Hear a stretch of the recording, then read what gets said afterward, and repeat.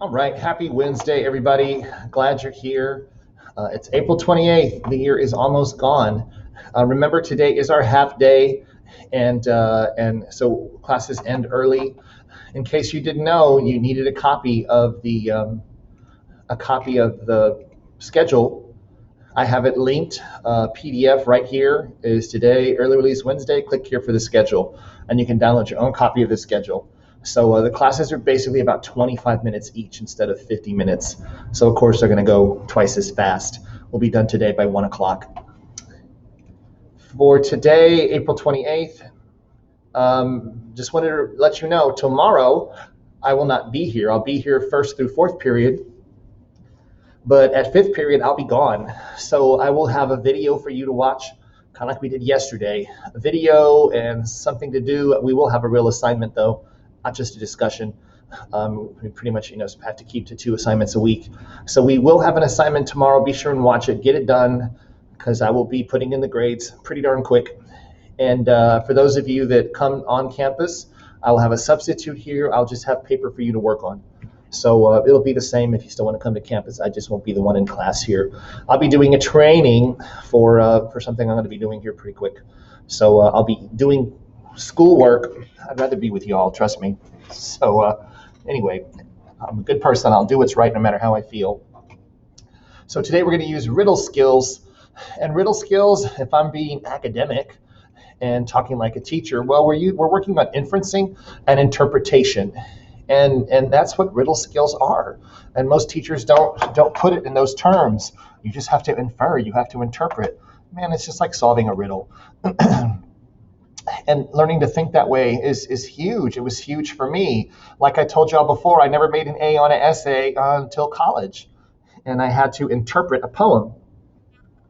And I don't know what the hell this means.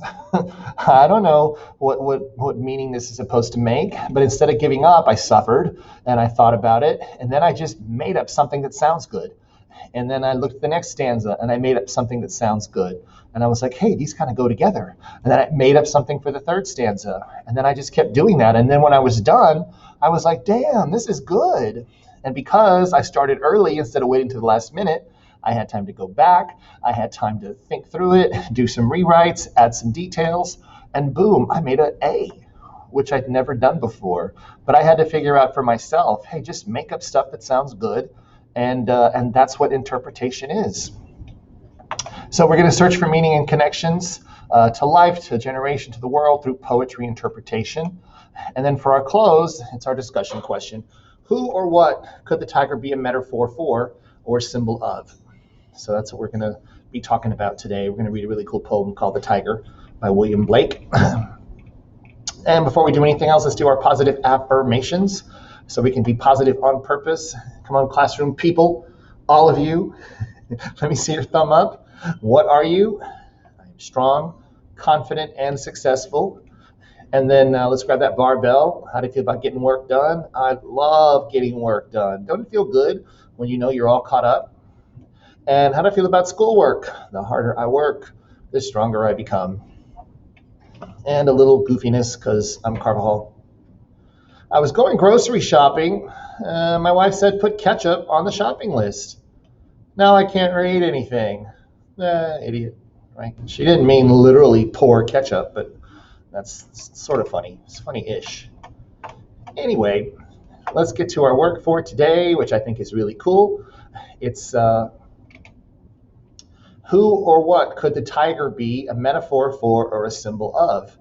And this poem, The Tiger, and it's an old poem, so it's written old-fashioned with a Y instead of an I, British style, because he was British.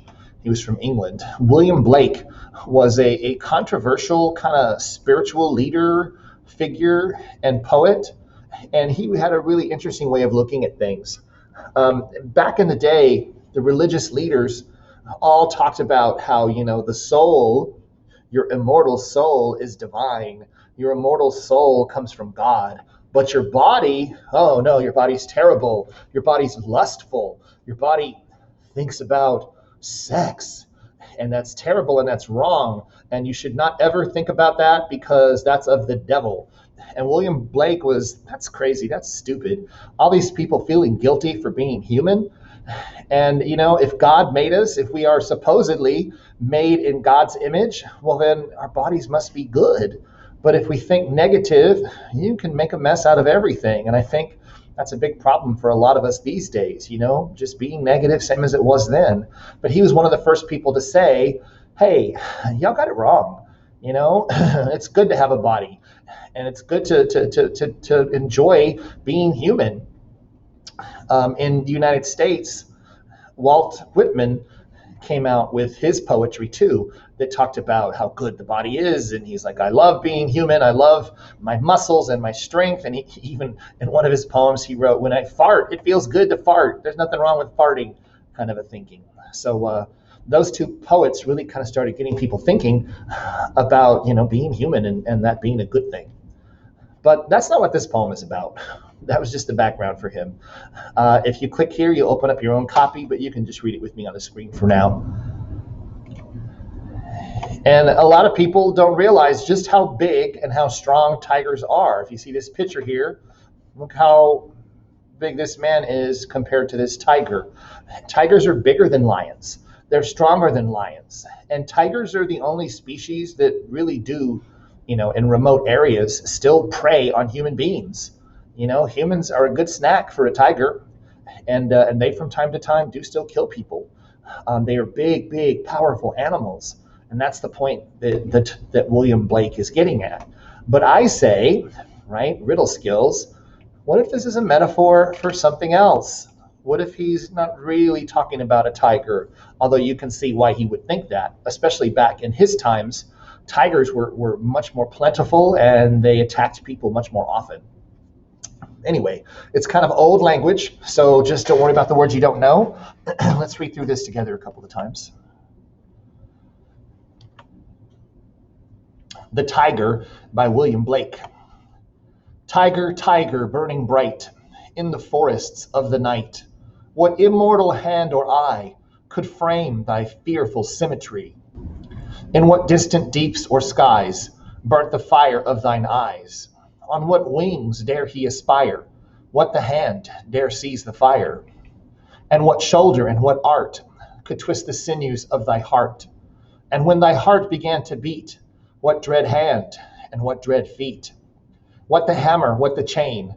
In what furnace was thy brain? What the anvil, what dread grasp dare its deadly terrors clasp? When the stars threw down their spears and watered heaven with their tears, did he smile his work to see? Did he who made the lamb make thee? Tiger, tiger, burning bright in the forests of the night, what immortal hand or eye dare frame thy fearful symmetry? So if we're looking at this as riddles, trying to figure stuff out, well, there's quite a few allusions. Those of us that know mythology, maybe we've read the Percy Jackson series, you can see quite a bit. But I kind of get from this first stanza, well, who or what would make such a powerful, deadly animal? What's the point? What for? Right? And then there's this burning imagery, burnt the fire of thine eyes. And look at this, on what wings dare he aspire? If you remember from Percy Jackson or from mythology, the story of the flight of Icarus. And remember, Icarus was the son of Daedalus, the scientist. He made these wings out of wax and feathers, and they tried to escape. And Icarus was too excited because he had all this power and flew too close to the sun. The wings melted and he fell and got killed. And then the hand that seized the fire, maybe you've heard of Prometheus. He stole fire from the gods and gave it to humans, and he was punished for giving away that power, and was punished eternally, being chained to a mountain and his heart eaten by a great eagle or something. And you can read further on. There's more allusions, more connections to literature. The big one that's obvious to a lot of us, especially those of us that are Christian, is the idea of the Lamb of God, right? He might be talking about a fluffy little lamb. He might be talking about references to Jesus in the Bible, right? So did he who made the lamb make thee, right? Somebody that made something so innocent, so pure, could make something so deadly, so big, so strong. And I love this. When the stars threw down their spears and watered heaven with their tears. People have said, oh, maybe it's meteors, maybe it's lightning. And of course, watered heaven with the tears, crying. Like, is the universe crying because this animal is so deadly? And once again, coming back to that. So in previous years, I've had students literally stanza by stanza interpret it and make up good stuff that makes sense. We're not going to do that today. I just want us to think about it overall and how cool this poem really is. Because once again, it's a riddle, and you figure it out, you interpret it, you analyze it, and that's what people in college, that's what college professors, they publish their analysis, their interpretations of poems that are new and interesting that people haven't thought of before, and get all kinds of recognition and credit for doing it. And that's what I'm asking you to do today, because you are strong, confident, and successful. So let's read through it one more time. The Tiger by William Blake, since it is National Poetry Month. Tiger, tiger, burning bright in the forests of the night, what immortal hand or eye could frame thy fearful symmetry? In what distant deeps or skies burnt the fire of thine eyes? On what wings dare he aspire? What the hand dare seize the fire? And what shoulder and what art could twist the sinews of thy heart? And when thy heart began to beat, what dread hand and what dread feet? What the hammer, what the chain? In what furnace was thy brain? What the anvil, what dread grasp dare its deadly terrors clasp?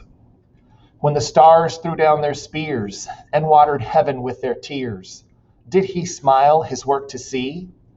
Did he who made the lamb make thee?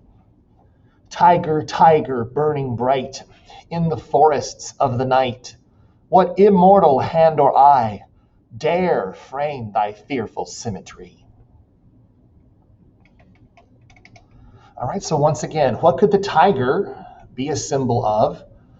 It could symbolize this emotion or that kind of person or just anything, right? What could it be a symbol of? What could the tiger be a metaphor for in this poem? We don't know what William Blake actually meant. He's not here to answer, but we can use our imagination and our riddle skills, come up with something, add it to our discussion, and we will talk about it soon.